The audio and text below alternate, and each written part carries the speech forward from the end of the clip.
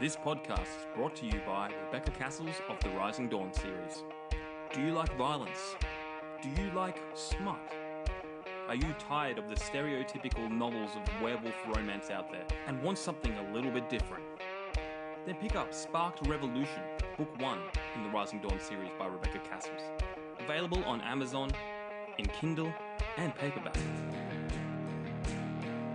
You too can become a sponsor of Stories, The True and the Fictional by heading on over to buymeacoffee.com/STTATF or follow the link in the show notes. Hello guys, and welcome to another episode of Stories, The True and the Fictional. We're doing something a little bit different today because I booked all these horror authors on, but today's author is not a horror author. But so call this a palate cleanser or something, you know? Between horrors, like you know when you read a good horror book or watch a movie and then it freaks you out, probably not right, and then you're like, I need a little something in between. So let's just say this is one of them. But before we bring our guest in, I'm one of your hosts, Jay Bryden, and with me always is Ryan, our resident reader. How are we, Ryan? Living the dream. I'm absolutely living the dream. I saw another good horror movie last weekend, The Strangers Chapter 2, which was...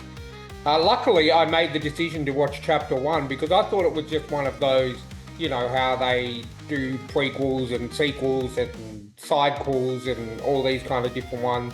I made the split decision to watch Chapter 1 the night before I went and saw it, and lucky I did because it all tied in. But fantastic, good movie. Chapter 3 is coming out next year. Very much looking forward to seeing it. Been reading some survivalist sci-fi Australian novels by one J.A. Bryden. Oh, okay. Read a little bit more last night, and very, very good. I'm almost finished. So I'm happy to report I'm almost finished. But other than that, I honestly thought today was a horror author, and if I'd known that it wasn't, I wouldn't have gotten out of bed. No, I'm joking. I'm joking. That's but funny. No, I agree. Sometimes it's good to have a bit of a palate cleanser in between too. Yeah. Well, to make it up for you, Ryan, next episode, I'm pretty sure it's going to be next episode, we got reached out by some filmmakers from America. We have had filmmakers on before, but people seem to want the book stuff, but this is going to be great. 2 filmmakers from America. They have a movie out called ZombieCon Volume 1. It's a comedy. It's an indie film. It is hilarious. I've watched it, but we'll talk about that next episode. Before we bring in our guests, remember to check out our sponsors, Rebecca Castles and Martin Kearns. You hear them all the time. We won't shut up about them because they're cool people and they pay us, but they're cool people. Now, let's get right into the show. Wait, I almost forgot, Ryan. Buy our merch. Ryan has a Living the Dream shirt. It's on the screen. Check it out. Links below. But now, let's bring in our guest. It's Isaac Anderson. I'm here. You're here. Where's Here Tim? Is Tim hiding? Because it's always, you do all caps together, and I'll just, Yeah, Tim is off in Canada Land doing Canada Land things. I think he's the snow is about to begin again, I believe, or his geese are coming back, or they're leaving. I don't know how the migration stuff works with his birds. But yeah, he's busy. He's crazy. He's recording like freaking audiobooks and like writing sequels after sequel after sequel, and he's lad. He'll be back on the show in November, I think. So it's good to have the other live streamer on board. So for those who don't know, who is Isaac Anderson? I am Isaac Anderson. I was born at the very young age of 0 in where the heck was I born? Fort Worth, Texas, down in Texas in the land of longhorns and barbecue sauce. Then I lived in South Carolina. Then I lived in Oklahoma for the rest of my life.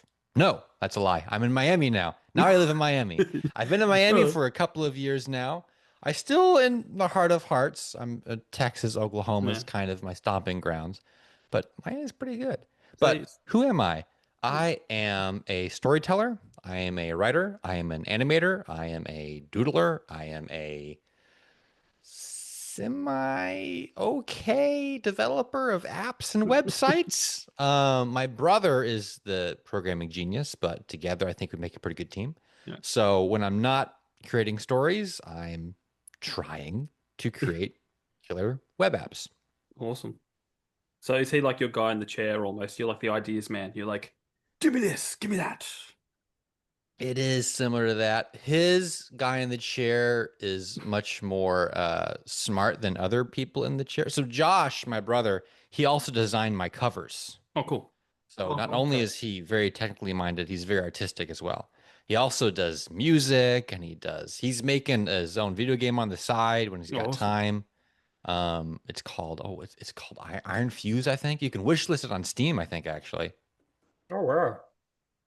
Let me just make sure that's the right. Yeah, Iron Fuse wish list on Steam. Josh is making a game.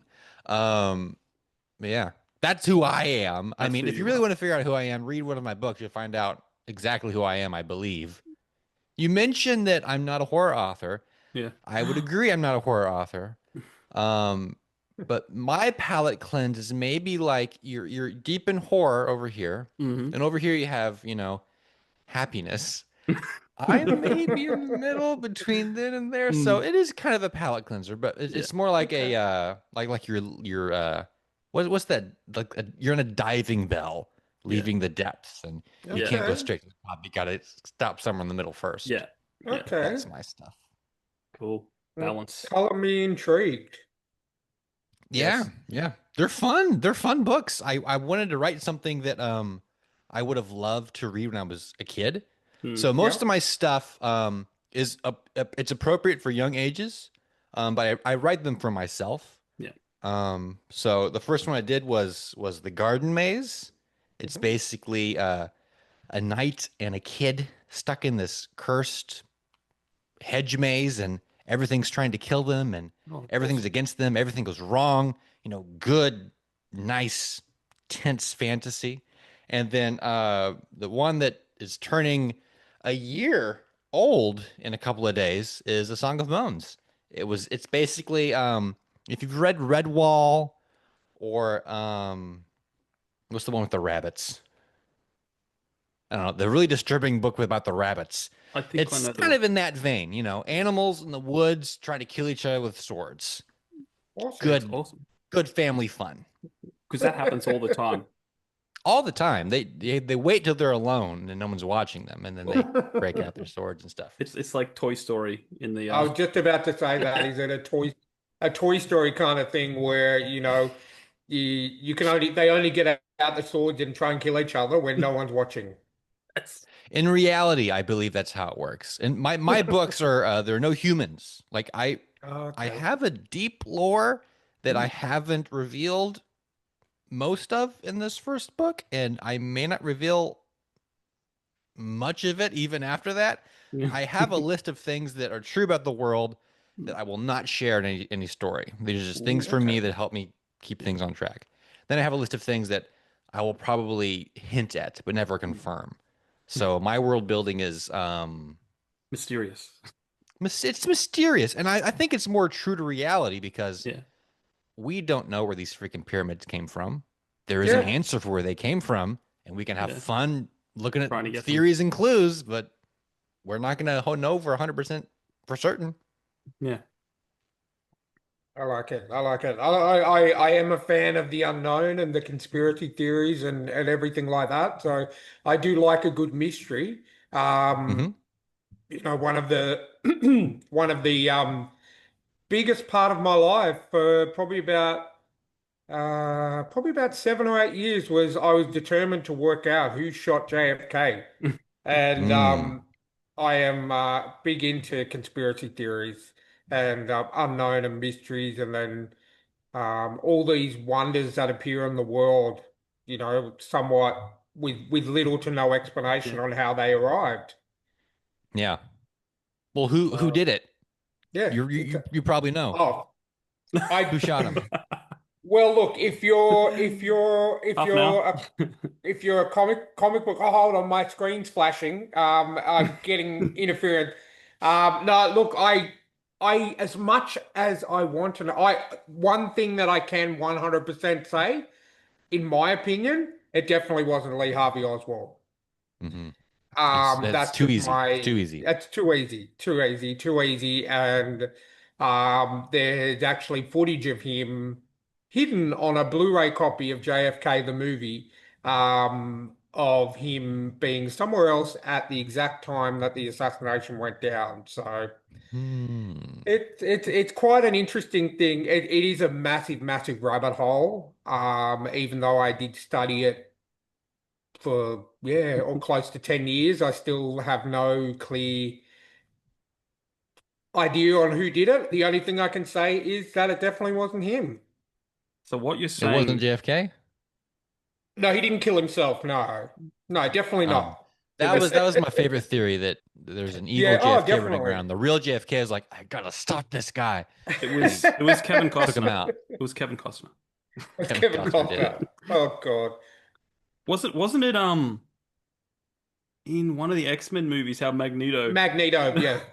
Magneto It killed him? Yeah, yeah, yeah. That was Days of Future Past. Yeah, I love that That I movie. saw that Magneto. one.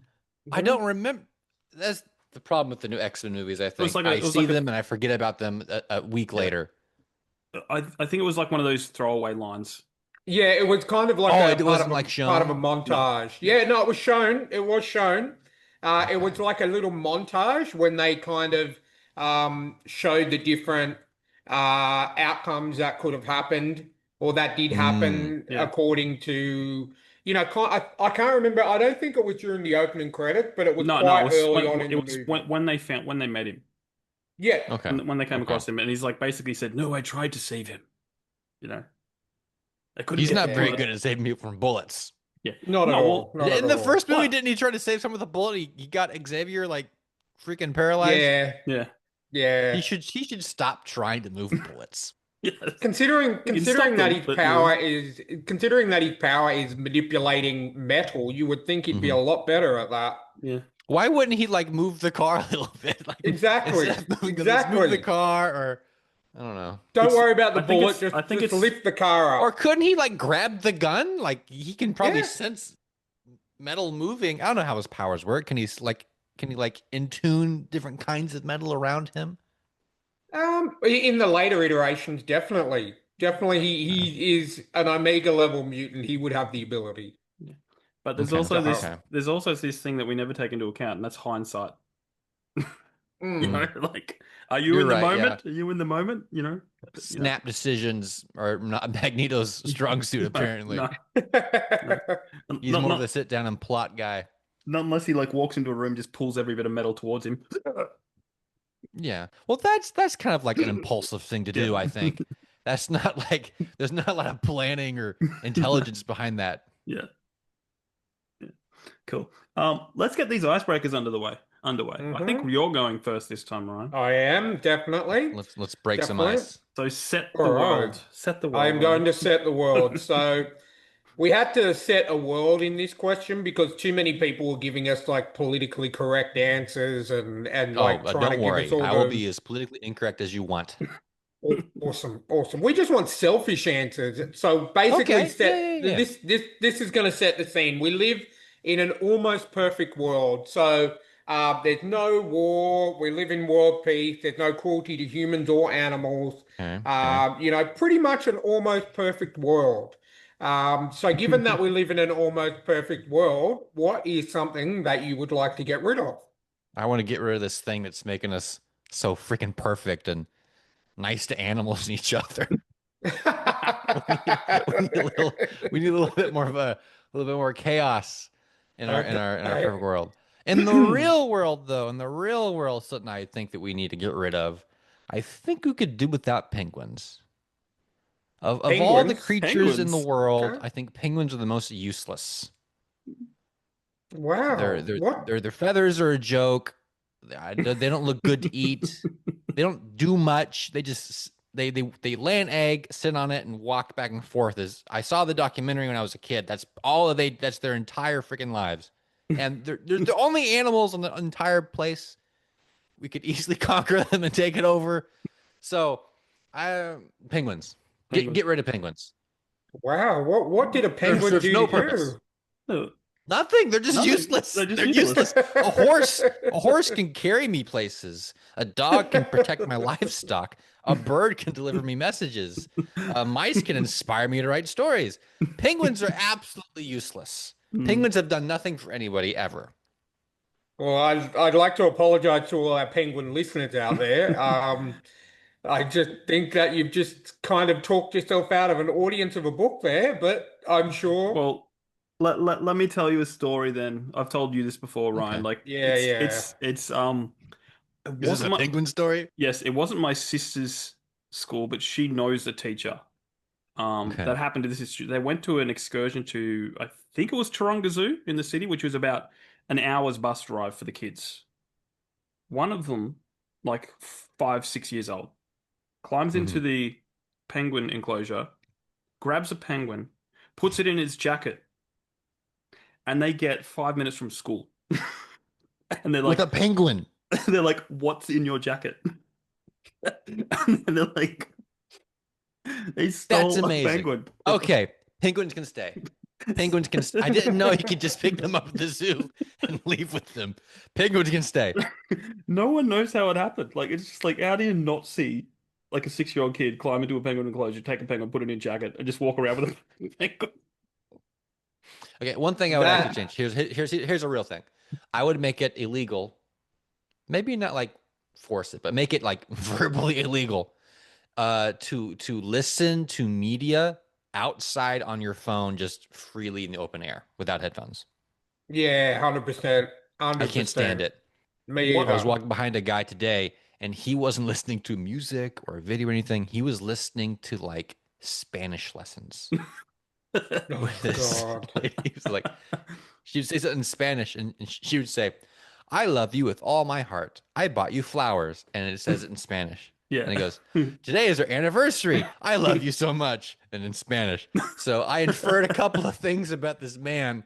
He's clearly either married to someone who speaks Spanish or wants to marry to someone who speaks Spanish. He's trying to learn Yeah. on the way Yeah. there, possibly.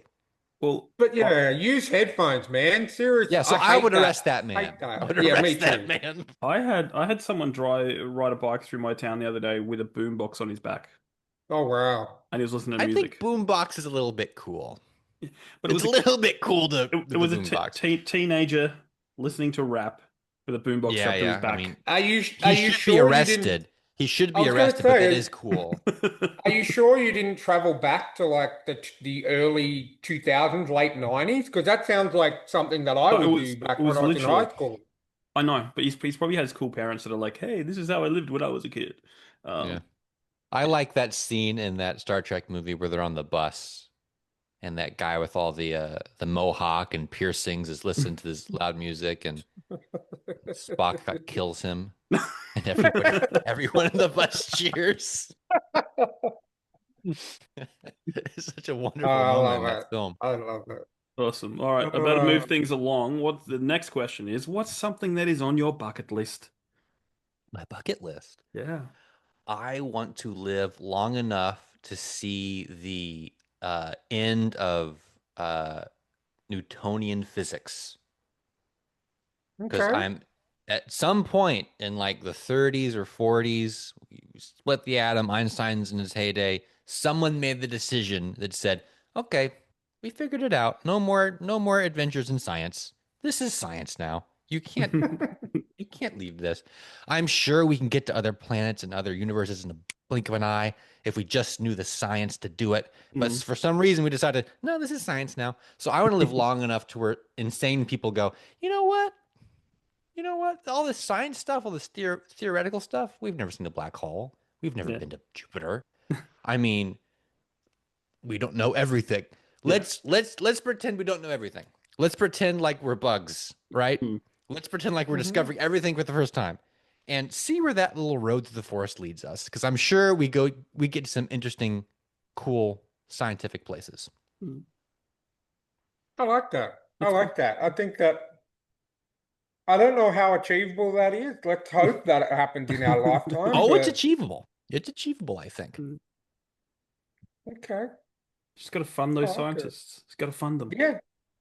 No, no, no, no. You need to harass and abuse them Oh, okay. because that's how the best scientific breakthroughs happen Under it's pressure. under extreme stress. So Yeah. you need to put them in hotel rooms and We uh mistreat them like Nikola Tesla Yeah. died in a hotel room by himself surrounded by mm, pigeons he collected. Very we sad, but he was very very smart. He was very cool. So I think we need more insane smart people to do whatever they want. give them some birds, like some cockatoos, that go hey yeah, and Yeah. just like annoy them to death. Well, he was obsessed with pigeons. Did you know about his thing with pigeons? Near the end of his life, he got Mm. obsessed with pigeons.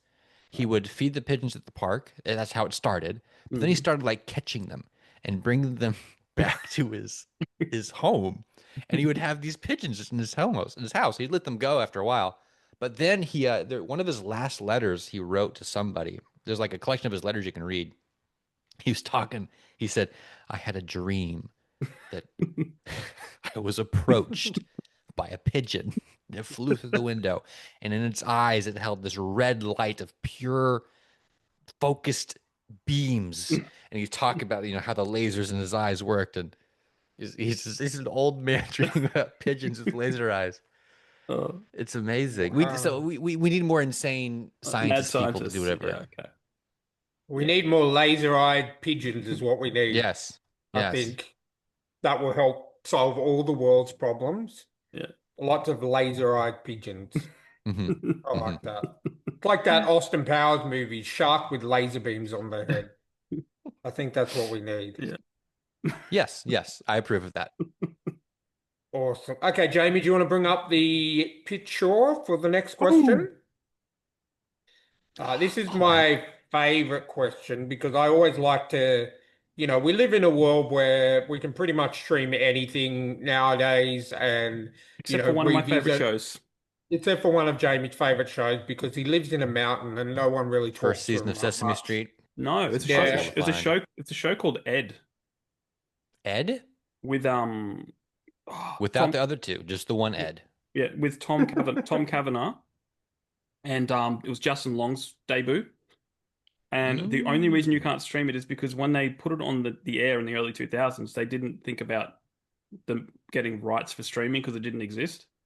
So they can't put it on DVD. They can't put it on streaming. They can't do anything with it. So you have to find like VHS copies. There's no, oh, there's no, because it wasn't on VHS either. Somebody recorded it.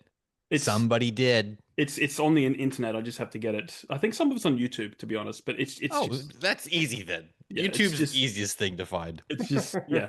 But it's yeah, that was one of my favorites, and I can't stream it. Anyway, this is not the Move on. Jamie podcast. This is not the Jamie Hey, podcast. As sometimes topical, he would like to topical, think it's all about topical, Jamie, but it's topical. not. It's about you, Isaac. So Okay, okay. what I'd like to know is what is on your Mount Rushmore of TV shows? So your top four TV shows, any genre, any genre, any year time frame. What would you consider to be the top four TV shows of all time? Okay. Well, if we're talking top of all time, Mount Rushmore, that's like these are foundational things that Mm. everything else came from. So I Mhm. would say first off, Rocky and Bullwinkle. Okay. Ooh. Um, I Love Lucy, Okay. Bonanza, and Columbo. Wow. Love me a bit of Columbo. I used to watch that That is on like days. that's probably the most foundational I could think of. Because Mhm. when it comes to animated things, comedies, mysteries, adventure things, Hmm. I think that's the whole swath right there. Yeah. And they're great. They're all amazing. They're better than most things today still. And they're made in like the 30s and 40s and 60s. Yeah, I definitely I remember having days off school and watch Columbo used to be on at 1 midday or 1 o'clock in the afternoon over here, and I used to watch it whenever I had a day off school. That used to be one of my favorite things to do when I was sick. Peter Falk was absolute, just the way that he would, solve the crime, and Mm. he's just this disheveled, detective. And yeah, I definitely have fond memories of watching Columbo when I was a lot younger. Columbo's amazing. It kind of blew my mind when I first saw it. I only recently just I've known about it. I only watched Yeah. a couple episodes this year, and I was like, this is like great writing. Mm. The fact they open up with the murder, they show you how everything Hmm. happens in the first part of the story, and then Columbo's only 20 minutes later. Columbo comes in and tries to solve it, Mm. and it's all just people talking. It's Yeah. just Yep. conversations, Mm. and it's endlessly fascinating and interesting. Yeah, definitely 100%. Nowadays, everything's like Michael Bay explosions, Mm. gunfights, Hmm. everything, has to be action all the time. Yeah. But, back in the day of Columbo, it's just talking to get it Another solved. good show that just came to mind. This is kind of a hidden gem, I think. It's called The Booth at the End. I think I've heard of it. Okay. It's you've heard of it? I've heard of it. It's very good. All it is, it's this guy in this booth at like this diner. He's got this little notebook, and people come in and they talk to him. Like someone has a problem. Like I want to make $1 million, or I really want my dad to love me, or I want this person to fall in love with me. Mm. And then he says, okay, he opens his notebook and he looks at the person who wants $1 million. Like, you need to kidnap this person, and hands them a picture. And then they go away. And you don't see any of the stuff that happens outside the restaurant. Wow. It's all just people coming to report back what they've done and get more information, get more instructions from the guy with the notebook. And it's Wow. so good. It's endlessly fascinating. And as the episodes go on, you're following all these different stories, and they're all different people. They don't know each other, but then they all start getting interconnected with one another as the season goes on. And it's really smart, really clever. I think it's on I Amazon. just looked it up. It's got the guy from 24, but not Jack Bauer. Yeah, he had cancer. He had Yeah. He got Yeah. like his hair was falling out. I remember Yeah. that. Yeah. I forget his name. But interesting, it came out in 2010, right? Mm. I'm wondering if this was the precursor to ChatGPT. Yeah. Maybe. Yeah. Because Booth at the hey, End. It's very good. I will check it out. Yeah, because it's like I'm convinced that all scientists' ideas come from movies. There's an old movie where they're walking around with iPads before iPads were Hmm. invented. Yeah. I think scientists actually used something from Stargate to do something in space. They got an idea from Well, Stargate and they used it. You know, um, I think it was like Okay. the the slingshot method or something. Where where they sling around the Earth. yeah. They've had Yeah, that for a while. yeah. I can't remember. It was something like that. Like scientists were like, "How can we solve this problem?" Well, they did this on Stargate, and then they looked it up and I went, remember "Oh, in Stargate that when that that actually the worked." writers of Stargate were inspired by early NASA, and they wrote this, Yeah. and people from NASA's Well, like, "Oh, Stargate, I remember they that." And named they named they named like a meteor or meteorite or whatever, the one in space. Um, after like I think they named it Apophis, hmm. and then apparently it came very close to Earth, to impacting Earth. It's just like, don't name Careful things. what you name things. Yes, that's it. That's it. All right, All right, Brian. your turn, Jamie. Your turn, Jamie. Oh, that's right. Yeah. Tell me, do you think about zombies much? Do you have a plan to you know, what's your Hmm. plan if the zombies came Well, to Miami? yeah, in Oklahoma, we were on a farm, had a lot of land, Oh a lot well, of animals, so you we would wouldn't be even know what's fine. happening. Zombies wouldn't touch us. We would get the zombies. Yeah. But here in Miami now, I'm in an apartment building in a city, and um, it'd be very difficult here. So I think what I would do if so are we talking fast zombies or slow zombies? Well, we do have a map. I've yet to make it up, Hmm. but depending where you are in the world, you get a different zombie. So Miami, America essentially is The Walking Dead. Okay. So there's a slow lumbering Okay, slow Yeah. ones. Okay, that's fine. I would have to clear out this apartment building first. I stubbornly decide to stay in this building. Um, I don't want to move my stuff. Yeah, I would have to Yeah. clear out this building, figure out a way to secure everything. We have the stairwells, or we just have an open like parking garage that they could come up into. That'd be annoying to secure. But yeah, figure out a way to secure that. We're near the ocean, so we Mm. can go get fish, Yeah. and that'd be nice. You know what? We might just do a boat then. We just You just go. hop on a boat. We go grab one of these nice boats, and because there are a lot of really, really nice ones nearby that are owned by like I assume celebrities. I don't know who lives Yeah. over here, but I think famous people live here. I take one of their boats, and we would hang out and we would fish, and just Yeah. whenever the problem would be whenever the hurricanes come. Mm. So we would either get really smart and we would have to like go somewhere where the hurricane isn't. So I'm Yeah. sure if we were smart enough with maritime stuff, we could just go to a different part of the ocean. That's fine. But I am not. I would have to find land somewhere. So we'd have to survive the zombies on land due to my lack of boat skills, which could be interesting. Well, I don't know if Bruce Campbell's still around there because he filmed a show in Miami. So maybe he's run around looking for Bruce Campbell. You know, Yeah, find Bruce Campbell, stick close to him. I think that's a good idea. he'd be in it I think he'd be fun on running the around. boat. Yeah. I don't know if you would consider that he's probably a little bit too old now, maybe. I don't know if you ever really forget how to, Yeah. Well, I you mean, know, you take need on an the Evil old Dead. person. You need an old person to push down in an Yeah. emergency Yeah. zombie apocalypse. Yeah. Well, he'd still have Yeah. the wisdom. He's like, you go backseat driver, and then when he gets annoying, you just leave him behind. You know? Yeah. Bye, Bruce. Your legacy will live Yeah. on. Now give me your chainsaw arm. We need that chainsaw arm. Your old The man mummy movie Necronomicon. wasn't that great.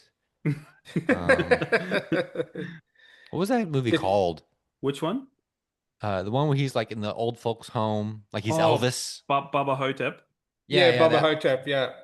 That was a I weird heard movie. so much. There was so much hype around. This is amazing. This is awesome. Well, it's And I big. watched. I'm like, this is the weirdest thing I've ever seen. Why not? This doesn't make any sense. This. Yeah. Uh, It was I a. guess It was a. fine. Well, it's a cool idea. It's a cool premise. You know. That I like, don't think it's a cool premise, though. I mean, come on, Elvis. Elvis retires. I think in his stubble. the idea of the real Elvis is alive and an impersonator Yeah. is dead. I think that's interesting. Yeah. That's you could do things with that. Yeah. Do not put it in an old folks' home where he can't move. Yeah.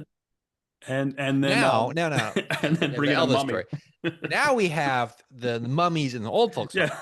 Yeah. Now remove the Elvis stuff Yeah. and just have old people versus a mummy. Yeah. I think that's way more interesting. You do a lot more things. I think those two ideas together weaken each other because they're both fighting for attention and they don't have enough attention to give either idea. So I think that's my walking away from that movie. That was me. Yeah. Well, what if it was just Elvis versus a mummy? Elvis versus a mummy. Sure.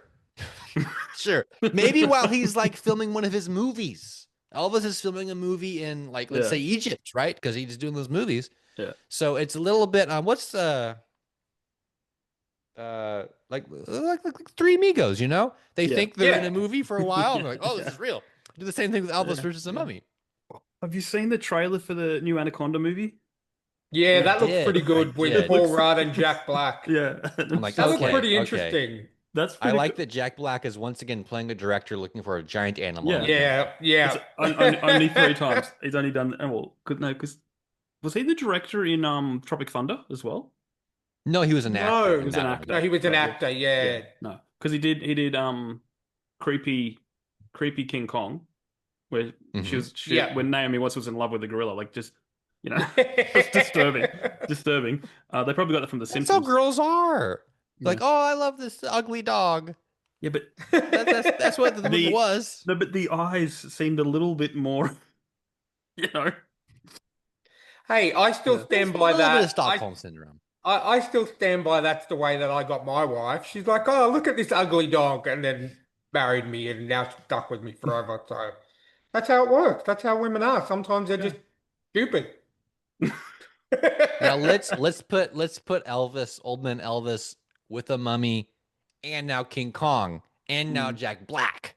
Now Okay. we Oh, have Jack a Black. Yeah. hodgepodge worthy Mhm. of at least 40 minutes of screen time. But would Jack Black have to play Elvis though? No, Jack Black is Yeah, Jack Black. sure. Jack Oh, Black. Jack Jack Black Black is as Jack Black. yeah, He's just he's there. on tour with Tenacious D. Maybe his friend is sick. Like his friend is sick and vomiting in the tour bus the entire time. You never see him. He's just Jack Black wandering around. Go, whoa! This guy's Elvis, or is he really Elvis? This guy's JFK. Is he really JFK? Let's see you rock. And then he and the zombie kind of become friends. But the zombie's like, oh, I have this curse. I do have to eat your soul. And then now they're not friends anymore. And then they got to kill Oh. they got him and Elvis have to kill the mummy. And Elvis is like, the reason I've been alive so long is I'm the origin of rock. I'm the king of rock. That I have that soul in me. Yeah. But that's why the mummy wants my soul, because Yeah. the mummy can make music. And then No, the mummy needs Elvis's soul and Yeah. Jack's voice. Yeah. Then he becomes Michael Jackson.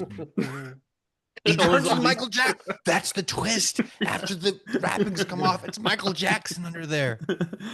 Oh, there you go. Wow. We're going to have a real fun time with our story pitch game at the end. But I was just going to say that. Let's pretty much take it over. No idea. we all right. What's the next one, Ryan? Okay, so the last icebreaker. Now this may or may not be familiar with the classic Keanu Reeves, Alex Winters movie Bill and Ted. Bill and Ted's Excellent Adventure, Bill and Ted. But He knows. okay. He knows. We have to ask that now because we realize, me and Jamie, we realize we're getting older, and we've had some younger authors on that are like, I've never heard of Bill and Ted, and then Who's Bill and after Ted? we Now I've never up our seen door. Bill and Ted. But you know I've seen Bill the and new Ted. movie. I need to Yeah, sit down yeah. and watch classic Bill You and need- Ted though. Yes, Mhm. because again, the premise is so ridiculous. Yeah. It's like Yeah. we need And- we need to do a school report. Let's go kidnap these. Yeah, historical and the figures. fact that they just don't care about any ramifications of the time-space continuum is just fantastic. Like it was before you can't go back in time and step on a flower and then the whole Yeah. world is, made out Yeah. of donuts or something. Yeah. It's just I okay. love it. So given that you are familiar with Bill and Ted, they arrive outside your house in their phone booth time machine and they say, "Whoa, dude, Rufus has asked us to give you a free ride in our phone booth time machine. Where are you going?" I'm gonna go to California, Northern California, in I think the 60s. At the Okay. exact time and spot they filmed that Bigfoot. I'm gonna bring like a Costume? crappy digital camera. And I'm gonna also film Bigfoot with them. Like I'm gonna get the same spot with them and film Bigfoot at just a slightly different angle. It has a little bit better quality, but not HD. You can't do it HD because that'll ruin it. Yeah. So that's what I would do. What, And then what maybe if, I'd follow the Bigfoot to see where it goes. what if it turns out that you are Bigfoot? Oh. In that case, It's just like, whoa. I think we do it a few more times. Okay, Bill and Ted, we need to do this thing a few more times, a few different, like maybe we go to the JFK assassination. I know about where he gets shot, and then I walk. I just walk at the edge of frame as Bigfoot. Are you gonna you're gonna blame Bigfoot on And Bigfoot's killing? now in the JFK, like that's that thing from that video. Do Bigfoot. the same thing Oh. again. Oh, I never thought of that. love That it. could be, my 10 years of Wow. of investigation has now been resolved because Bigfoot actually killed JFK. I don't kill him. I'm just there.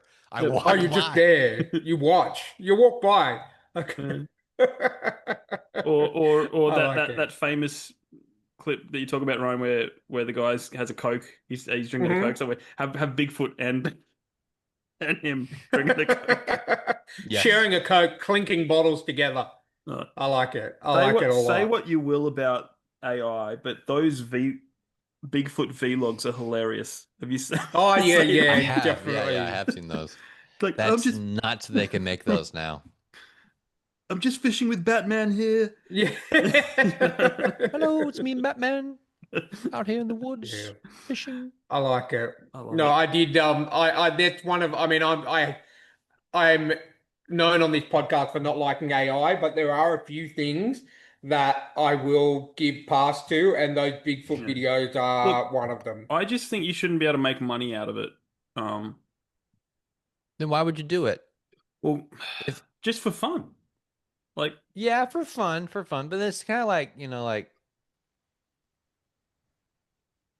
I don't think why do AI would. anything? Yeah, Why go outside? Why make yeah, anything, hmm really? I think AI wouldn't be at the level that what it is right now if people weren't using it to make money. yeah. I No, I'm think just it'd like be making those more. videos, because I think Yeah. YouTube has now said demonetize anyone that's making AI content or something. Mhm. Oh, I Yeah. don't think that's true because Google just had a whole press conference Really? saying now you can make entire shorts with the click of a button and a little description. So YouTube Verify. is definitely pushing the AI generated stuff. They Yeah, definitely want more people making yeah, things, but I I just don't. guess, I because don't they think they're want gonna more eyes on pay YouTube. people for it. Um, I think well the thing is YouTube lives off of all those ads. And if Yeah. they have a million videos being made every day, that's, millions and millions of ads playing. But they have another million made every day from people just doing yeah, AI stuff, pressing yeah. buttons. No, That's even more ads they can put it's everywhere. So it's true. YouTube does monetize.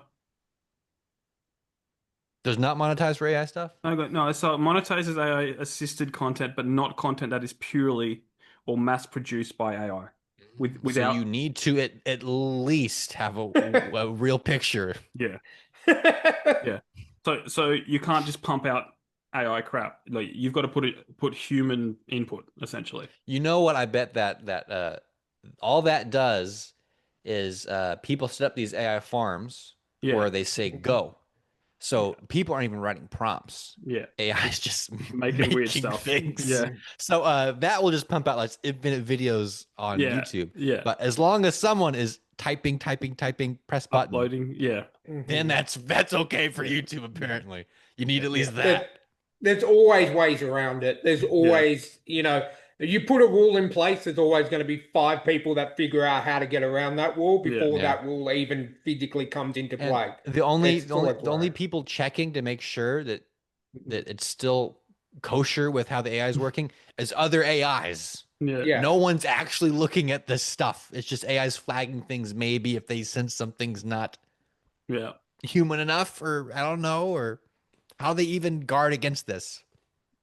exactly. Because they're not going to have someone sitting there 24 hours a day going, "Oh, that looks like AI. Oh, that's I okay. mean, That looks like AI." It's the amount impossible. of footage on YouTube is like Yeah. lengthwise like more than the entirety of humans on the planet. hmm Exactly. It's massive. Exactly. Yeah, it's And we insane. still primarily use it for cat videos.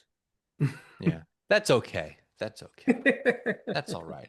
I mean, I would like real cats because real cats do Yes. crazy Yeah, yeah. things. Yeah, AI Oh, cats, they I'm just sit still and they don't they don't really do very yeah. much, or they'll morph into uh, something else. as a cat owner of two cats myself, they definitely do some crazy shit. Yeah. Cool. Well, you passed the icebreakers, Isaac. Well Yeah, done. definitely. Congratulations. Nice. I 100%. feel like the ice is broken. You guys have Yep. discovered that I unreasonably dislike penguins and uh, uh, would like to see science overthrown by weird science. Yeah. What was it? I think there was a comedian. I forget his name. He says like penguins disprove evolution because you watch the documentary and David Attenborough talks about it. Oh, well, they've been walking around here for tens of thousands of years. He's like, but they still don't have knees. Yeah. There's something wrong with them. Yeah, it's like, Something is majorly wrong he's with the like, penguins. and when they fall over, he's like, they don't mean to do that. They just fall. Yeah, it's funny. Um, Uh, maybe that's proof of like aliens. yeah. Oh, Aliens are like, oh man, we gotta dump something. We have too yeah. much stuff in the cargo. What do we have? Like we have these useless creatures that don't do anything. Let's Yeah. put them on this planet.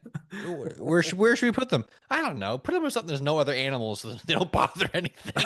Well, Dump them that's all in Antarctica. that's well, that would definitely be a alien thing because I think we have Tasmanian devils Mhm. that have Right. like Yeah. diseased, right? And they grew a whole lot and released them back into the wild. They decided to dump them on a island somewhere, and they just killed the entire penguin population of that island. Yeah. It's just like kind of think about where you release stuff. Yeah. Yeah. That's a little bit important. Yeah, Maybe ask somebody who like went to school for yeah, um animal closeness. How close yeah, can this animal be to that animal? yeah, There's got to be a degree for that. yeah. I'm sure there's a I mean, word for it too. they have it in flipping the Jurassic Park games. You know, the one where you build your own That's park, right. and they go, Yeah. these animals can't coexist, but you This one will eat this one. Don't put them together. yeah. This one's big. This one's small. Don't put them together. They'll eat. See the teeth? Look at the teeth. Yeah. They'll eat that one. Yet apparently in the new game you can create it's called Jurassic Cruise or whatever, and so the guests can row their boats through the dinosaur enclosures, and there's a T-Rex. I'm just gonna row through this. Oh, it's That's a Is ridiculous. great that idea. the That's a great. That's a million. That's Yeah, a $12 idea right there. yeah, yeah, yeah. Is that the new Jurassic Park Evolution Yeah, Jurassic game? World Evolution. Yeah, Oh and yeah, it yeah. looks better than the last one because the last one was a flipping nightmare to play. It's just like. Yeah. Have they made the game to where someone makes a park and then someone else tries to survive it? Like as a player, like trying to go through the That'd whole be park. cool. I know that you can go as a player and walk around it, but you can't like that'd be cool though. You know? Yeah, it's I like always said there should be a game where, like Jurassic World Evolution, where you build up the park, and then just as you finish the game, the screen goes black, and then all the dinosaurs break out, and it then turns into a first-person shooter where you have to escape that park. I Two reckon Rock. that'd be an amazing, Well, yeah, that'd be an amazing game. they've got a yeah. survival game coming out where you play as a scientist from the first movie. So when everything Okay, goes wrong, you've got to get to the helipad, kind of thing. Um, okay, Yeah, it looks like an Alien Isolation inspired yeah, kind of situation. okay. and See, then I didn't like Alien Isolation. Like, there's, it was just, I hate hiding from things. I'm more of a get out there and get the punch it. guns and just blow them away rather than Yeah, because yeah, yeah, Alien yeah, yeah. Isolation. As soon as that got announced, because my wife is a massive, massive Aliens fan, she loves everything to do with that franchise. She played every game, watched every show, every movie, and I bought that when it first came out. 'Cause I'm like, okay, this looks pretty cool, and it was just Hide and seek. hiding from them, hide and seek, and I was like, that's not real. Well, Like, if you play I it was that just, way, yeah, yes. yes, yeah. I'm more of a just kill everything and take out it. There's a new one, I think, Firestorm Elite, which is more like that. More you can just Hmm. pretty much just fighting hordes upon hordes of aliens, but. I'm not. I love my survival horror games, but I do like to be well equipped when I play them. Mm. Hmm. Just not Yeah. having like a wrench after 5 levels of hiding in lockers. The way I played it, I picked the hardest difficulty right Oh away. God. I was like, this is what I'm doing. And I figured out how the alien worked. If you Hmm. walk behind him, he won't turn Okay. around. Really? So I Okay. figured out how the game worked. The big problem with those robots, the robots in the Yeah. game were awful to deal with. But the alien, once you figured out how he worked, like the Okay. game wants you to get to the next area. Yeah, So you would I, think I, I so. approached the game from at that level. Like, okay, Okay. so if I make noise, alien will find me. If I hide too Mhm. long, alien will find me. Yeah. If I hang out in this area, it'll find me. So just get to the next area. It'll let me get to the next area because that's how the game works. And then yeah, I mean it was pretty easy. I found it pretty easy to play. It's Okay, just I might have the to go back robot and the revisit robot it. stuff is a little bit harder. Okay, I might have to go back and revisit it because Well, I I mean, never from thought. story wise, it's I think it's my favorite Alien story. Oh, definitely. Like the story behind it was just, I just, I was one of those people who was, okay, I figured out that if you make noise, obviously the alien's going to find you. So I'll just hide in a locker until the alien walk past. But no, the alien will just come up to the locker, open it, rip it out and kill you. It's like, Yep, okay, yep. okay. So I just kind of rage quit and gave it up. But now that you can follow, if you follow the alien around, Yeah. walk behind It's it, it's like You real. have to do it just right. You have to do it just right. okay, If you do it wrong, okay, it'll rip your face off. okay, It's okay. it's like real hide and seek, you know? Yes, It's it's real hide and seek where you can get really clever with that guy sneaking you. yeah. Okay. What was really All right. fun, there was a there's an extra like we're talking about this probably too much, but there's an extra like little game mode where it's like Mhm. a you have to go to these rooms and unlock all the rooms, but it's more arcadey. It's Yeah. not a story. Yep. I'd play that for hours with my brothers. We'd like take turns like with the headphones on and the room's all dark. We're going around because this game actually made us like scream and panic. So it was Yeah. very fun to watch people play it. Yeah. So we would all take Awesome. turns screaming and punching the screen, and Yeah. it was good. I'm Awesome. definitely going to have to revisit that. Okay. Okay. Do Mind it. you, Do when it. it first came out, I wasn't half as good as a gamer as I am now. So maybe I could just try it now with my extra skills, and maybe it won't be so hard. But and maybe I won't throw my controller through the TV. All right, let's get back on track and tell us your author origin story. How did it Mhm. start for you? How did you get to the Mm. place where you have two books and more come on the way? Yeah, yeah, more on the way, more on the way. I've always been interested in story. Um, my grandmother would tell us stories before bed, and they Okay. were always funny. They're always just great. They were fantastic. So that kind of like planted a seed in my head of, stories are wonderful things. You do all these things with them. I loved watching Bug's Life. Oh I'd yeah. watch Bug's Life all the time as a little kid, and I'd love to watch Jurassic Park. That was another thing I watched over and over again. So I had a strong desire to make movies. I wanted to make films. I wanted to make Mm. animated films. I was given a camera at 13, and me and my siblings we just make movies all the time. They're all awful.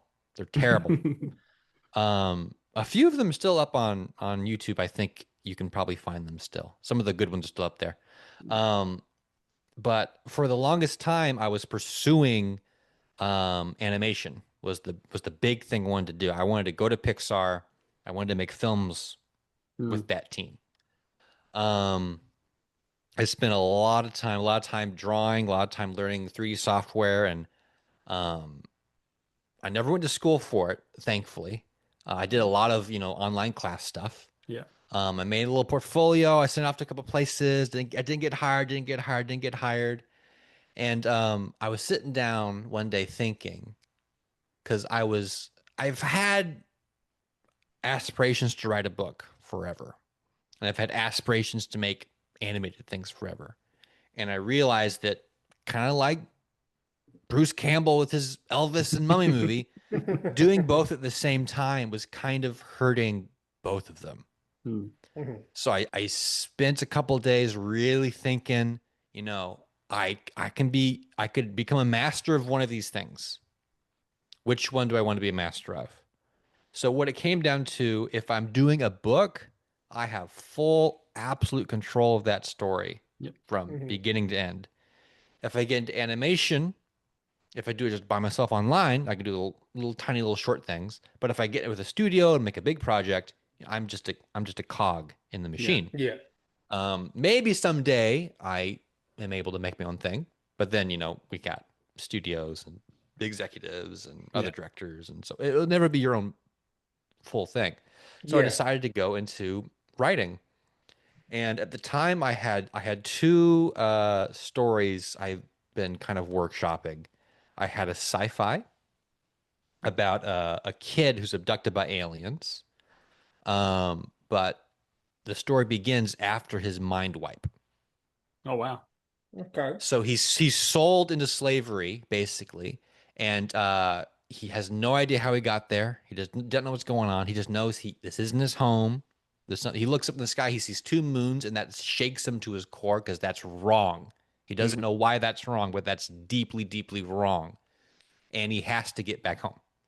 So that story is typical early author stuff. You know, I had planned for 6 books, and it takes him this long to get back home. And so I'm glad I didn't do that one first, because I would have done it all wrong.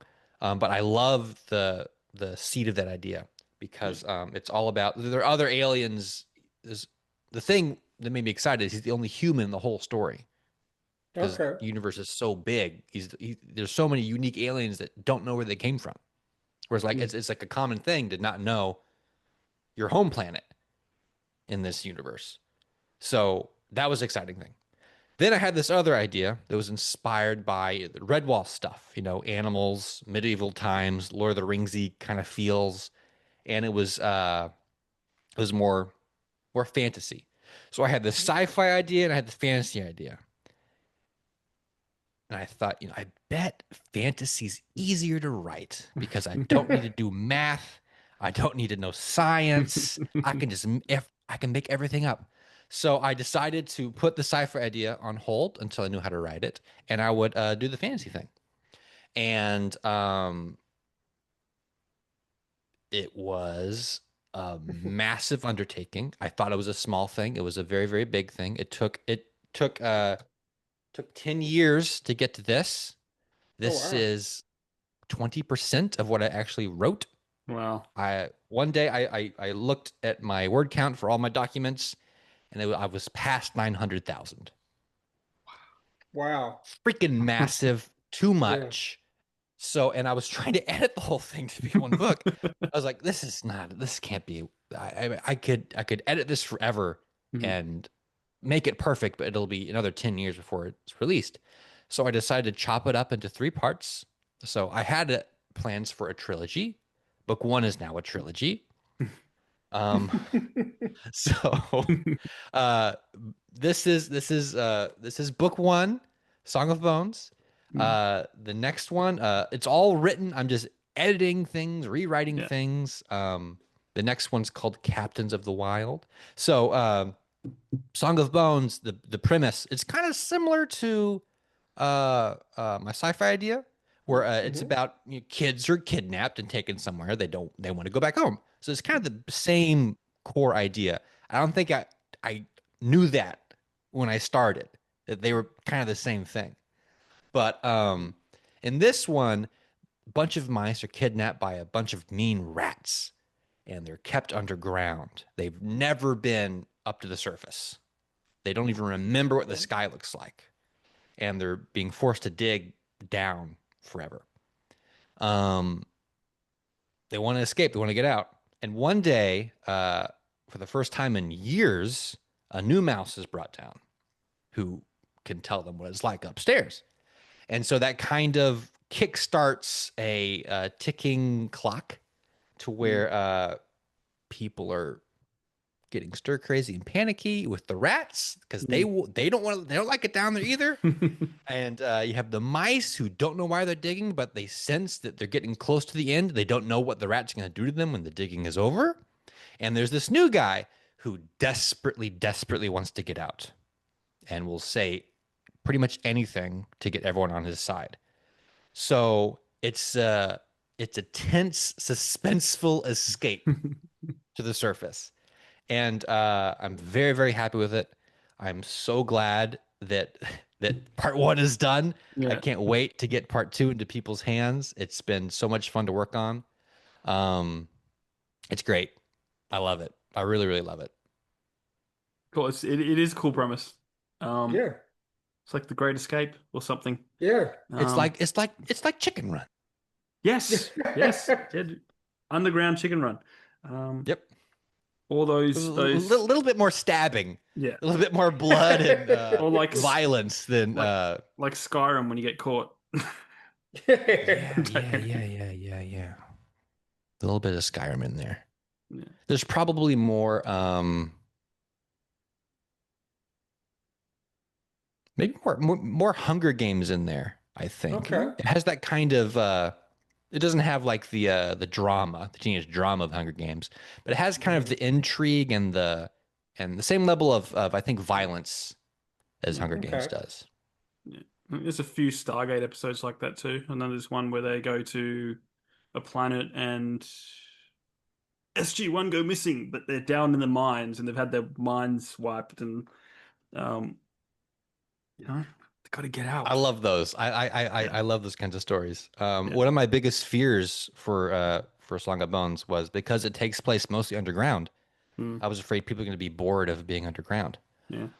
So I spent a lot of time trying to find out ways to describe the tunnels in a way that wasn't repetitive Yeah. and also wasn't boring.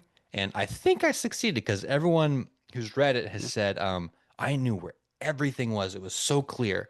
I was like, so you didn't feel lost? You didn't feel like you were in the dark? Like, oh no, it was, I mean, Yeah. they tell me I did a good job with the underground setting. I Yeah. hope I'm Awesome. as good with the above ground setting too. Yeah. Yeah. It's that would have been tough for me. Describing a tunnel. Like how many ways can you describe a tunnel? How many ways Yeah. can you describe dirt and rock? I think once you get the feeling of the place, so like there's a couple of different key places they hang out in this first story. There's the main dig site itself. There's upstairs where the rats are, and then there's the burrows where they sleep. And they have one scene in the Yeah. kitchen. So each place I made sure felt different, like in either like color or feeling or emotion, like the characters are going through things, but the place itself is also kind of subtly keying into those feelings a Mm. little bit. So if it's not too spoilery, like who's got the mice down there, man? Who's the It's this warden? it's this mean guy, it's this mean rat. So the original title for the book was called Dorgu's Tree Ooh. because Okay. they're underneath this tree. Okay. And the rat in charge of things is this old rat named Dorgu. So I allowed myself one weird fantasy name and made sure it was only two syllables. So that's Dorgu is the one weird. Everyone else has semi-normal, Middle Ages sounding Yeah. names. I didn't want people to struggle, or Yeah. especially my target audience is probably like between the Yeah. ages of 12 to 15, Hmm. probably ideally. Um, but yeah, what was your question? I was talking about names. Oh, just who's in charge of the of Oh the yeah, of the prison? Dorgu, mean old Dorgu. Then below him is a Fletcher. He's kind of the mean boss rat. Yeah. And then there's a really fun dynamic. So the book opens with them stealing a knife. The mice steal a knife from a sleeping guard, Oh, Shiv. and the Yeah. guard is this kind of they wait till like the dumpy guard is on patrol before they do their plan. So there's this fat rat named Garrow, and Garrow is trying to keep it under wraps that he has lost his knife. Mm. So the mice know they have probably a couple of days before things explode, and the rats realize the knife is missing because they know Garrow's not going to want to tell anyone. So that kind of expedites their escape because now they have this knife they have to. Someone's going to come looking for it soon, and they don't have Yeah. a lot of places to hide it. Mm. So as the mice are doing their escape, Garrow, the guard, is trying to get his knife back in a very quiet way that kind of ruins everything for everyone. Mm. Awesome. Awesome. Well, why don't I bring up your wonderful book covers because Ryan likes to talk about covers, and then you can tell Hmm. us tell us tell us about the covers. Oh, there they are. So both these covers were made by my brother Josh. He's Mhm. a really really good artist. He's working on the cover for book two for Song of Bones. It's turning out really really fun. So we wanted something that was that felt like a cover from like the 90s or early Yeah. 2000s. Today everything's very I I Yeah. iconographic or Yeah. icons. They like symbols. They like Yeah. simple little things.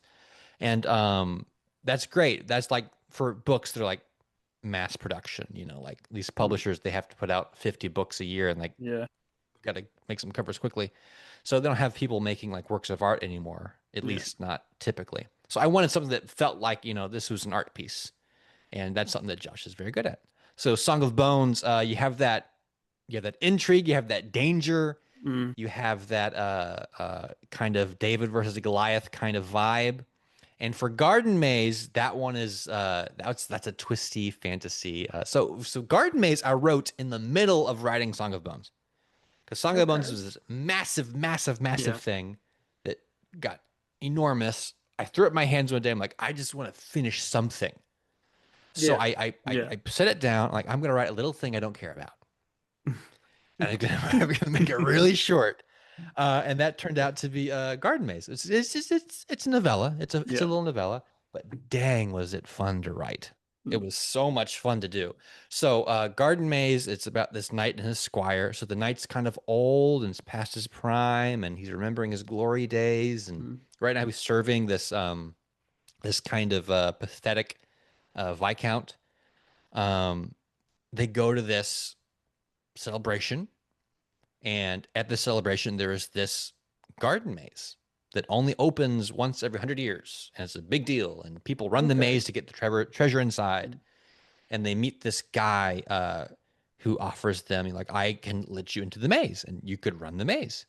And whatever you find, you come back and you give me half. And Okay. the knight also, he kind of sees it as an opportunity to get away from his stupid Viscount master and serve someone more interesting, like this guy.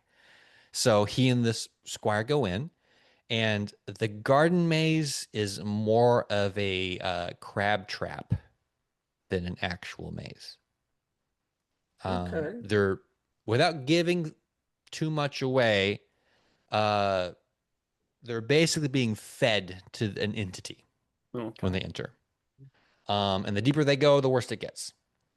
And that's kind of what the cover is showing here, because we're going deep into danger, Yeah. and there's intrigue all around, and the place isn't. I won't give away that. Read and Yeah, find out. there are things about the cover that relate to the story and Yeah. the world at large that is not necessarily explained in that book. Yeah. All right. Yeah. I mean, there's a Okay. little stabby guy down the bottom, coming from He the was my shadows. favorite character. Yeah. He's my favorite character ever. Maybe not ever. There's a character I really would like in the next Song of Bones book. That's probably my favorite. But yeah, that the rabbit was very fun to write. I love a good rabbit. Um, so what are you working on now? Are you touching up the next Song of Bones book? Yep. So right now I'm working on the next Song of Bones book. Um, it's all written. Hmm. I'm deep in editing for it All right. and rewriting things that need to be rewritten because uh, Song of Bones was originally much larger and chopped up into three. Book one ends on a cliffhanger, Okay. as the story's not over yet, and Yeah. cliffhanger ending. And then book two, I had to turn it into a book two Yeah. rather than it just being, the next Yeah. chapter. Yeah. So it needed to work as its own little book. So I had to rework a lot of the beginning of the story. That's kind of what I'm working on right now. And a lot of the stuff I wrote 8 years ago. So Mm. there's a lot of old stuff. And the story was completely different back then. Like I've written this story like 3 times, and each time it's completely different. Like vastly different. So yeah, so right now I'm working on the next Song of Bones release, Captains of the Wild. Hopefully, I think I can have it all done, written by end of December, beginning of January, and then Okay. ready to release maybe in April. That's kind of what I'm aiming for. Then after that, I'm doing another Garden Maze story. Ooh, This is it is my favorite thing I have ever outlined. It is so marvelous. So, without giving, so let's talk about inspirations. yeah, okay, yeah, So this is clearly Redwall inspired. yeah, It's classic adventure book for young boys. Is Song of Bones. This is very Princess Bride. Okay. It's lyrical, it's funny, it's dark, it's maybe not real. It's a fairy story. yeah, And the next book, I don't say leans into that more, but definitely explores that kind of storytelling. And I'm really freaking excited for it. mm, So what I do, I outline something is in bullet points. Then I write the story as a short story with like no punctuation, just very quickly. And I do that a couple of times. So I have kind of a bird's eye view of the whole story before I actually write it as a short Mhm. story. Um, I don't know if that saves time or if that's helpful, but that's just the way that I do it. yeah, I Mhm. do all of my pantsing before I start. So then I yeah, have kind Yeah. of it's yeah, plotted when I'm ready to yeah, go. And it goes places that I think are weird and strange. That's my favorite thing about Garden Maze is it's very different from other books that I've read. I didn't want to write something I've seen before. yeah, So Garden Maze, those books are where I give myself permission to be as weird as possible and see how I can make that weirdness fit with the story in a way that doesn't feel weird.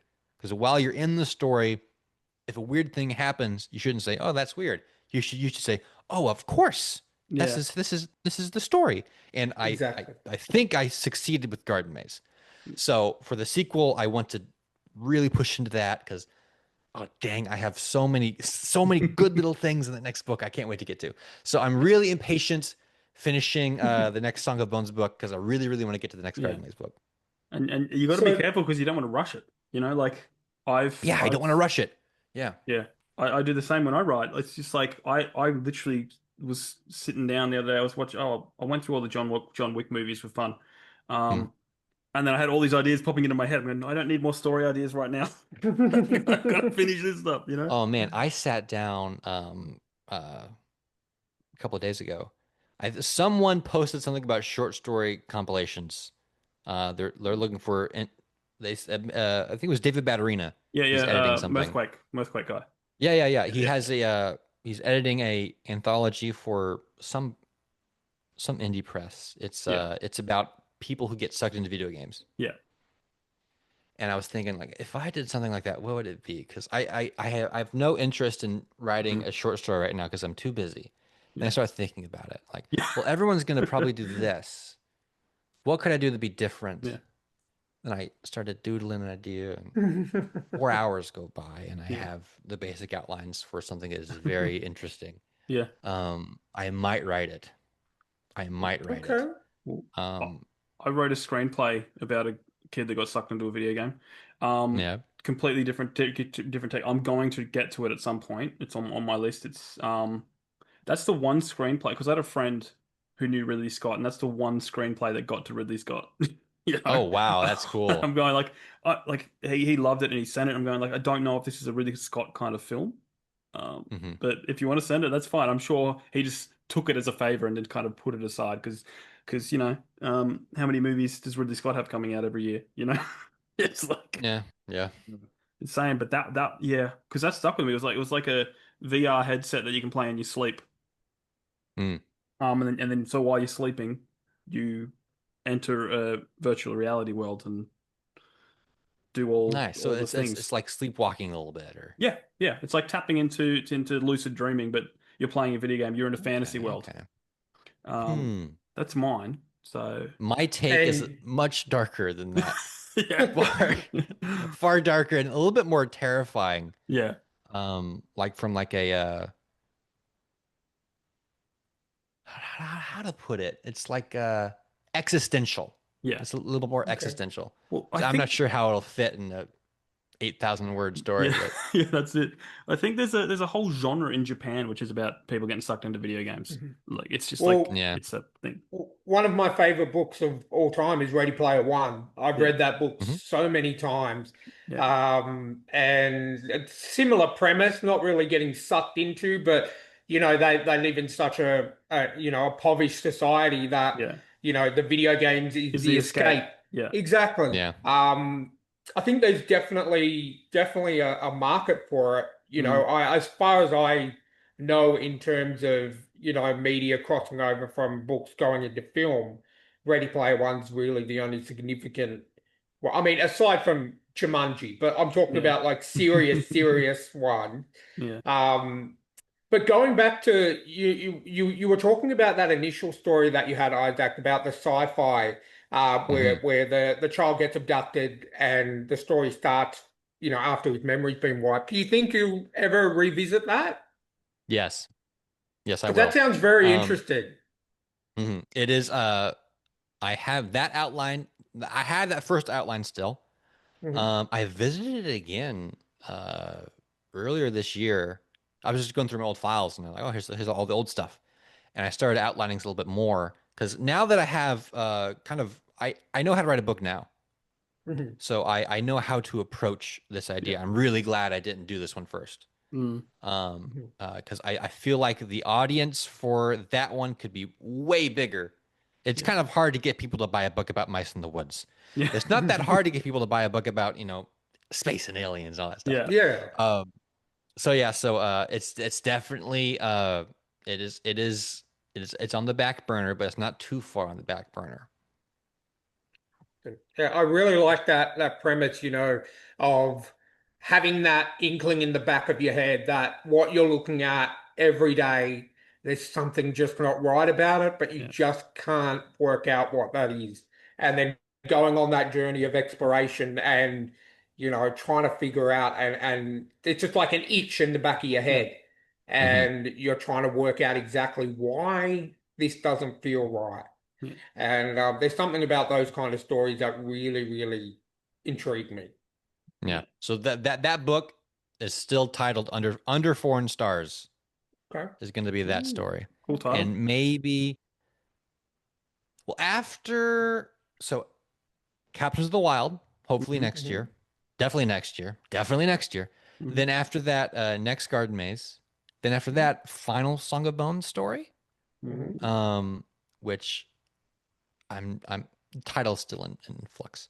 And then after that, I'll either do I had a great like Stephen King's It, but better idea that I might Okay. try to do.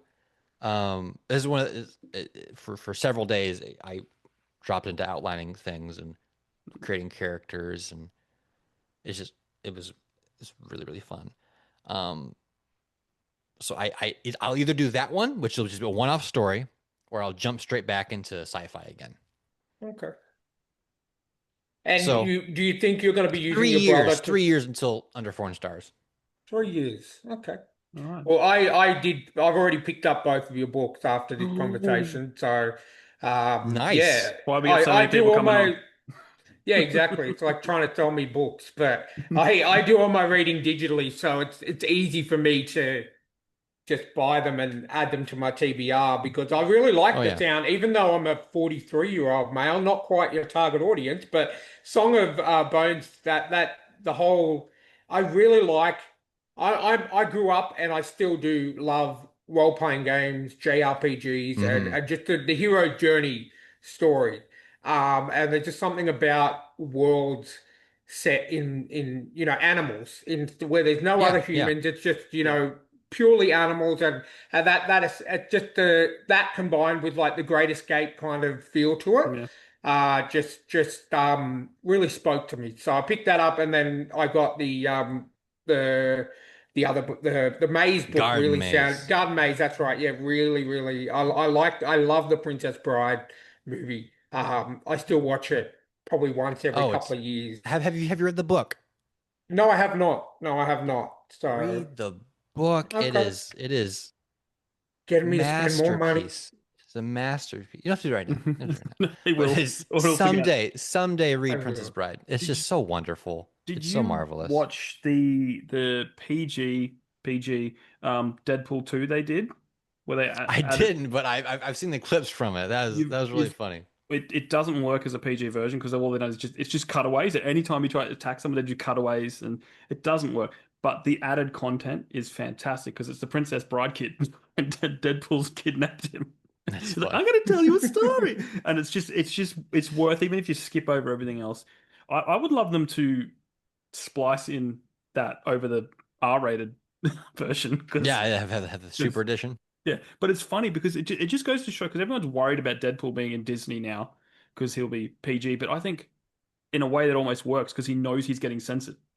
You know, Yeah, yeah, yeah. like it'd be funny. Well, they're allowed one F-bomb a movie. Yeah, Yeah. yeah, And I'm spoiling this right now. And that when he appears, I guarantee you, he won't get the F-bomb. Somebody else will. And he'll be ticked off that somebody else got yeah, it. yeah. Because in that That joke will be in the movie. because in the PG Deadpool he's got a self beeper and he's someone I don't know if he swears or someone says just like well we've used it up. It was No more. so clever. Um, cool. Unless there's anything else you want to talk about, do you want to jump into our special game? Ooh, special game. One last thing that I like to gripe about is when I chose Song of Bones because I thought it'd be easier because it'd be fantasy and non-human characters. Yeah, You know, they won't be human. It was harder because I couldn't use human expressions. And if I create mouse expressions, Mm. we're not mice. They don't Yeah. work for us. Yeah. So I had to find this happy medium between humans are reading this, let humans enjoy it, and Yeah. these aren't humans. They shouldn't act like humans.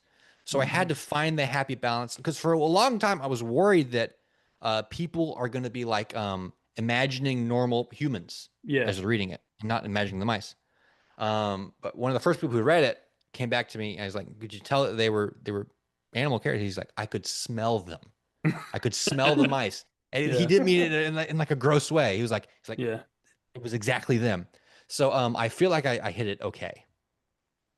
But yes, writing animal characters is oddly hard. And so it wasn't more than just like he felt his whiskers or he scratched his ear, like No, because I don't like that kind of Yeah. that's too on the nose and Yeah. too yeah, too kiddie, I think. yeah, So I found other ways to do it. Like I would give them subtle animal motivations.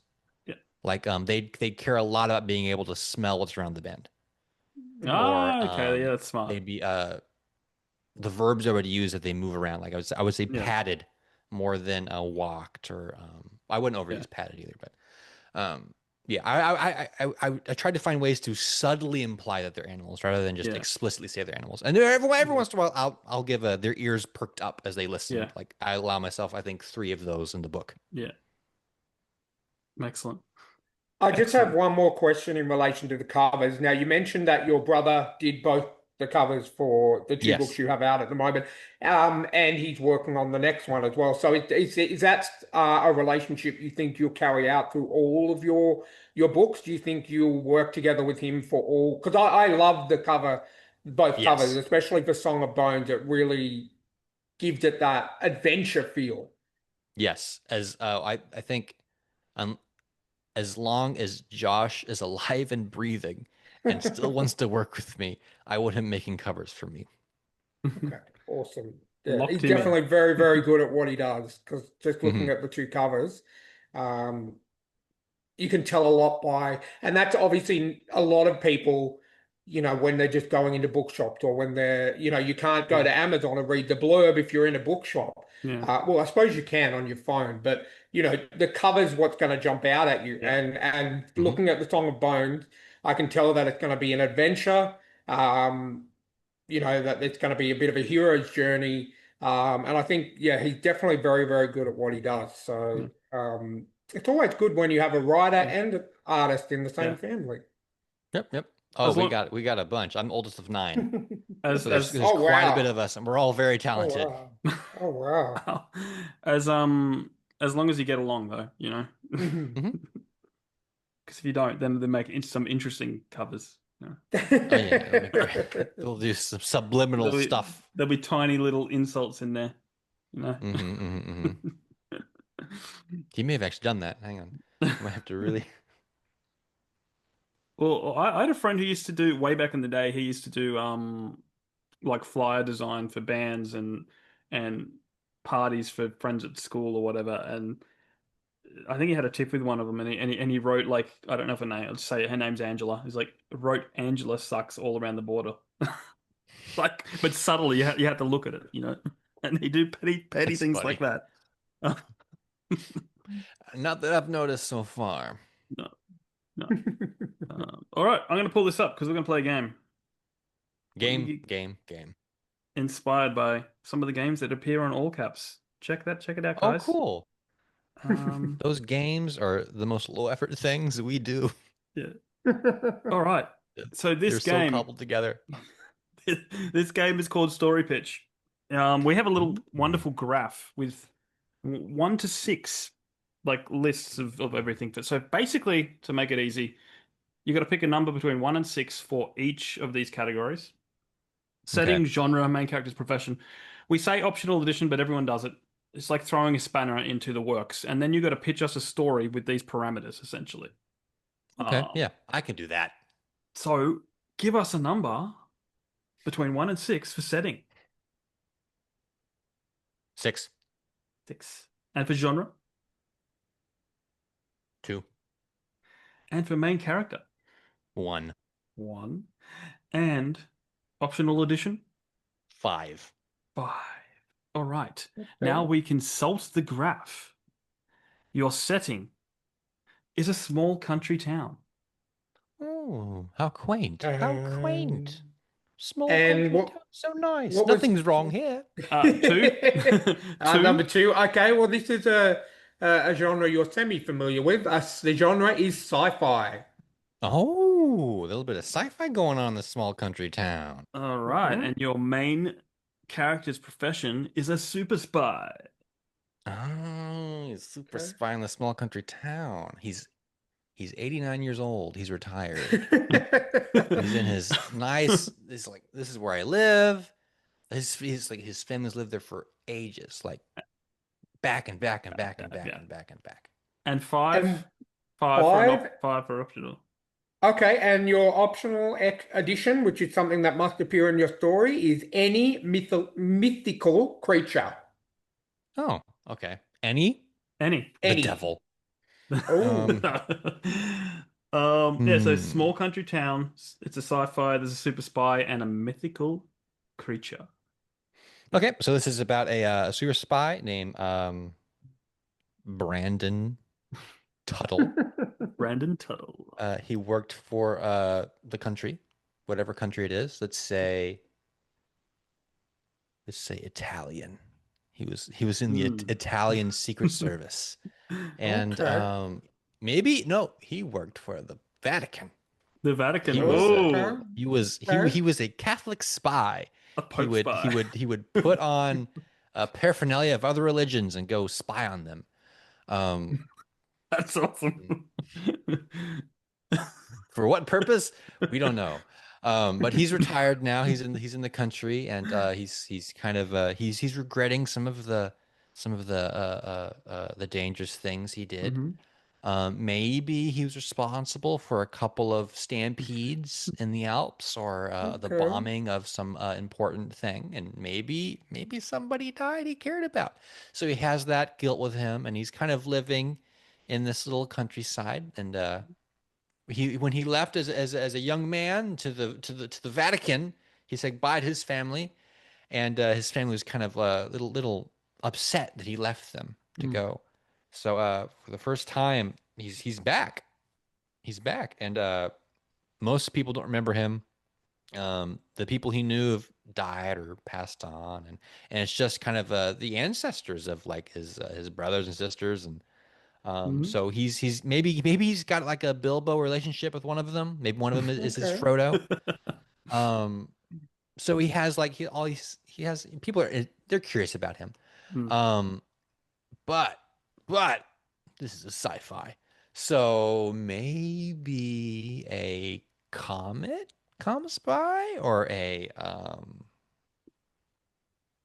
I want to keep the village normal. So something needs to come to the village that is his fault somehow. Maybe, maybe during one of his adventures, he knocked over some ancient idol for some Mm. ancient Mm, dark deity that wasn't an actual deity. It was actually a alien radio or something like that. Or Mm. he has some. Maybe he burned him. He's got some mark on him somewhere that Yeah. is the okay. alien language. Yeah. And alien comes to town trying to find out who knocked over his this very special golden statue. Um, and so this retired spy from the Vatican has to use his Bible knowledge and it'll help her nephew to thwart an alien bounty hunter looking for him specifically for some reason. And then we got to have a few twists in there. Like we need a Well, you need a mythical we creature. well the alien. The alien Mythical was creature. he's a Cyclops. Okay. Okay. There you go. So the Cyclops from ancient history was actually this alien that came Okay. to visit one time. And it's the same Cyclops. So he's like really, really old. Um, so yeah, so we would need a reason why the old man, the old spy doesn't care that the Cyclops is there. We need a reason to make him care about it, and we need a reason for the Cyclops to yeah, so I would have to sit down and figure out his arc, the Cyclops' arc, his Yeah. nephew's arc, the town itself would have an arc, Yeah. and they would have to tie into some way. You know, this is how I work. This is how I No, do that's fine. things. That's fine. You just got to spitball. Like we had someone perform it. We've had, had Molly McCarb was really quick. She was just, bah, bah, bah, bah, bah, you know. Um, Yeah, yeah. Oh no, she was insanely quick. yeah. We're like going, wow, do you come up with ideas this quickly usually? She's like, nope. Um, Awesome. Yeah, yeah. all right, we've got another graph. Do you want to play again? Yes, this is fun. Uh, New Now numbers or you can give us the same numbers or new numbers, but there'll be different results. okay. So I'm gonna do this. 1135. 1135. Okay, looking at our Okay. second graph. This is great already. Your setting is a community radio station. Oh, Okay. oh, that's good. Okay. And the One. genre was also one. Yep. So Yep. the genre is a dystopian society or post-apocalyptic society. So the radio is very important. Mm. Three. So your main character's profession is a janitor. He's a janitor at the radio station. Oh, that's so good. That's perfect because he doesn't know how to work it. And now Yeah. he has to work it. He has to do something to help out. Oh, I love this already. And I believe the last one was five. Yes. Yeah. So the optional edition, which is something that must appear in your story, is a gospel choir. Oh yeah. So there's a they're the special guests at the radio station. They come because the world has ended because a Catholic priest freaking ended the world with a cyclops and everything turned to sand and Ah, it's a sequel. Excellent. yeah. This is a soft sequel. It's a soft sequel.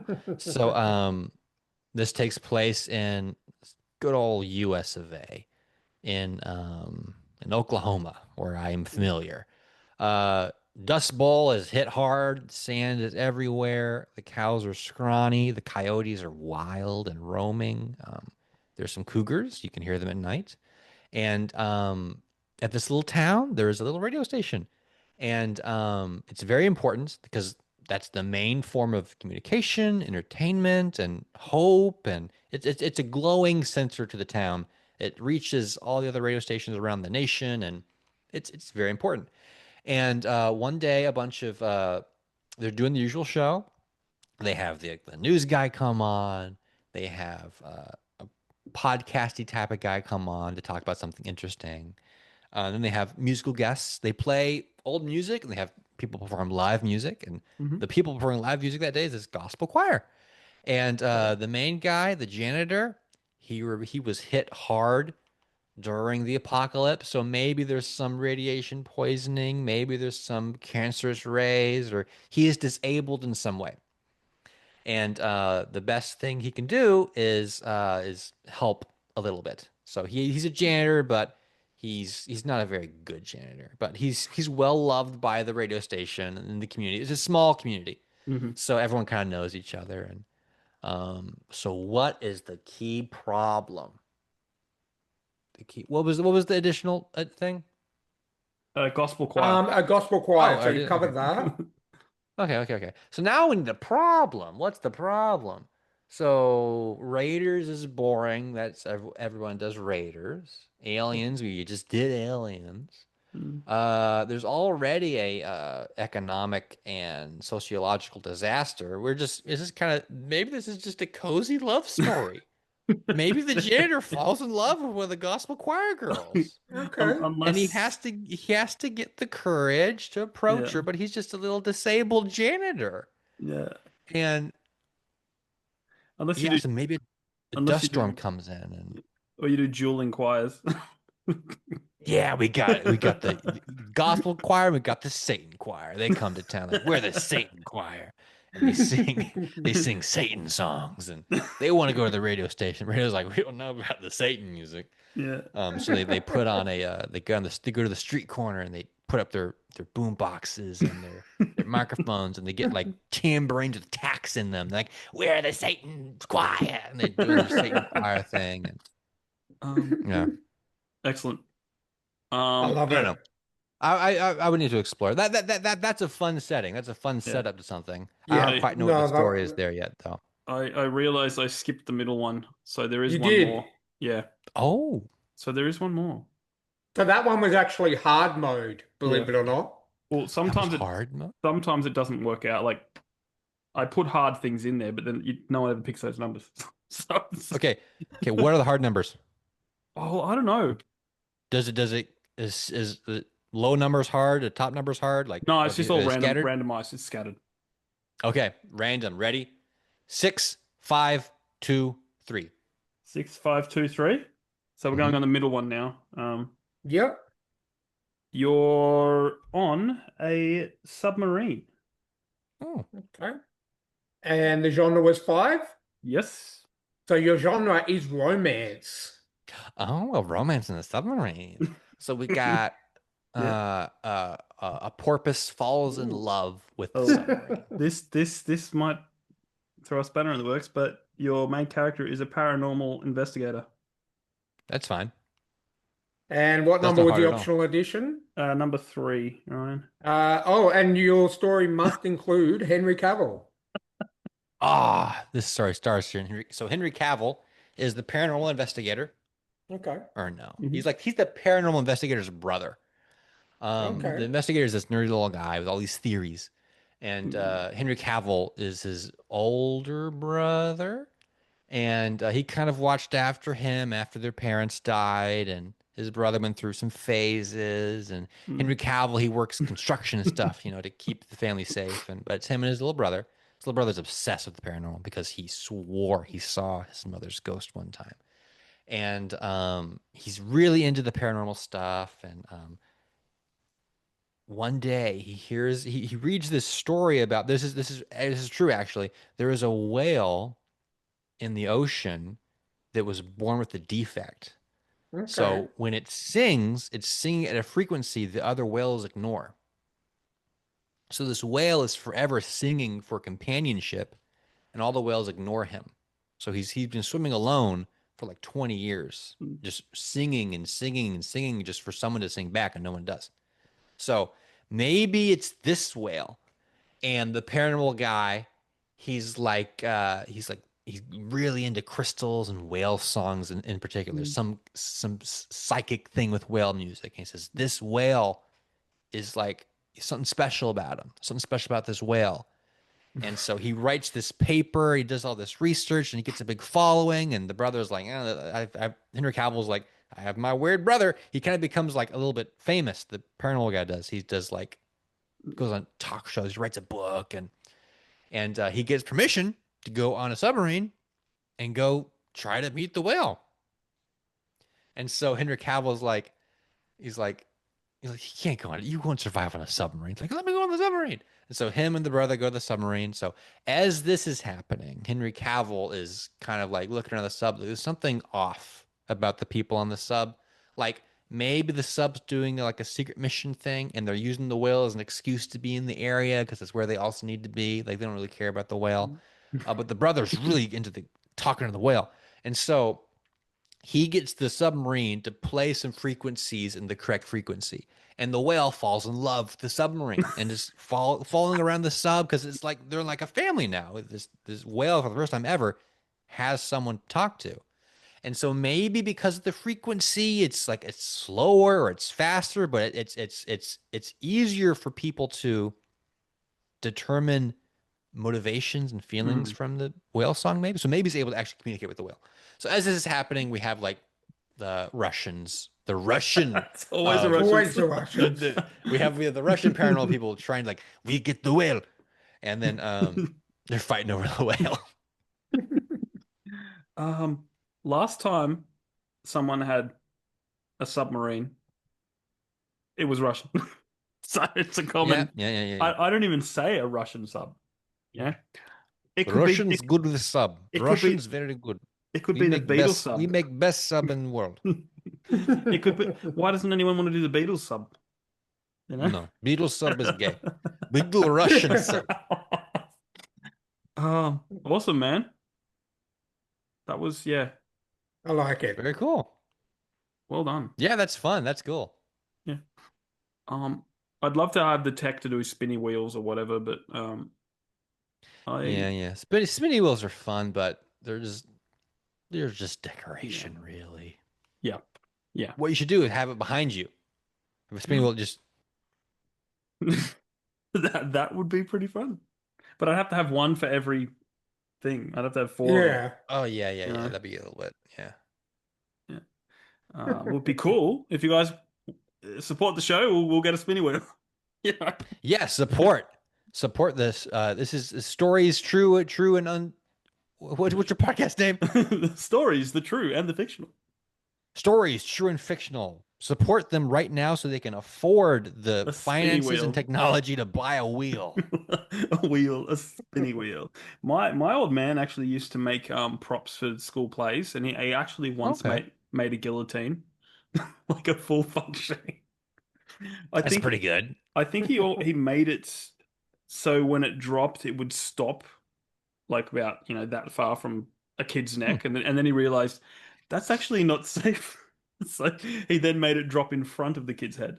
And they set it up on stage in a performance. They did like a nice little silhouette, and then the kids would just have to time it and then pretend to die. Well, essentially they'd have their head sitting there, and then they drop it as it comes down, and it would literally look like their head fell off. And like the school principal's wife was just like, like screaming. Pretty funny. Yeah, no, because he made. That's amazing. He made a guillotine. Crazy. He made a moose head, like a giant fake moose head. And he made a Stargate. Oh. Yeah, he just made all this stuff, like his natural whiz with all this weird stuff. A giant long plush snake. It was good times. Good times growing up. Fantastic. Yeah. Very cool. Anyway, thanks for joining us, man. It's been a blast. Thanks for having me. That was really fun. You're welcome back anytime. Just do what most people are doing lately. Like Tim reached out, I think a week ago or a few days ago, and months in advance. I had someone reach out saying, "Can I come on?" And they said next year. I said, "Great! I love it when people reach out and say, can I come on?" Yeah, well, most of the guests we have, I don't have any guests coming on like in the next few weeks. I'm pretty busy, so I'm kind of happy for the break. Yeah. But all of my guests schedule are for like next year and 6 months out, and so cool. That's how it is sometimes. Yeah, it's once my next book is ready to go, once I have a cover ready to show, I'll reach out. Yeah. Definitely. Cool. It'll be fun. So what we're going to do right now is do what all podcasts and streamers do and give you the floor to say what you want, plug yourself, sell your books, talk to the people that are watching right now. What do you want to say? Hello, people watching. I know you spent the entire video watching me talk about things that you don't really care about, but something you may care about. Books and stories are dying. Every day, a book or story dies unread.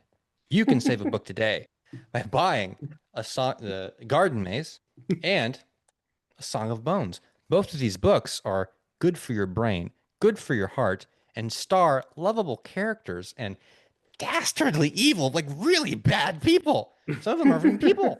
So, I guarantee you, I almost guarantee you, there's gonna be things in there you've never seen before.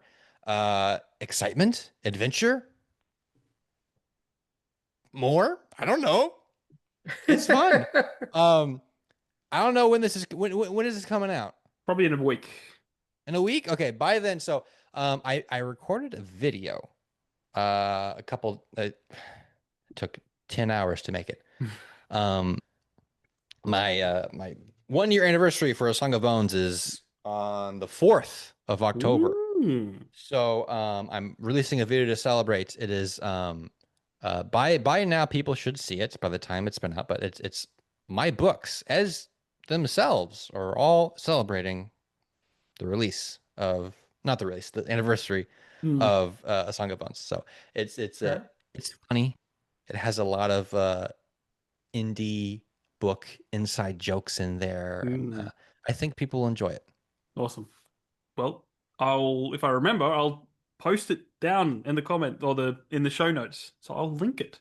I hope it makes waves. I hope you notice when it comes out. Awesome. Well, guys, thetrueandthefictional at gmail.com if you want to reach out. Remember to check out our sponsors, Rebecca Castles and Martin Kearns. Buy Ryan's shirt. It's there. And I should mention, we actually have a new shirt. It's very funny. It's basically, it's on the screen now. But for those who can't see the screen, it's basically the message thread almost of a scam botter. Hello author, what genre do you write? all the cliches. Man. Oh man. So you can now wear that on but it progressively goes down, and the last one is like, give me your money or something. Yeah. Check That's it out. amazing. That's a great idea. All available down below. But yeah, thanks again, Isaac, for coming on. And Thanks for having me. Until next time, guys, keep supporting those indie authors.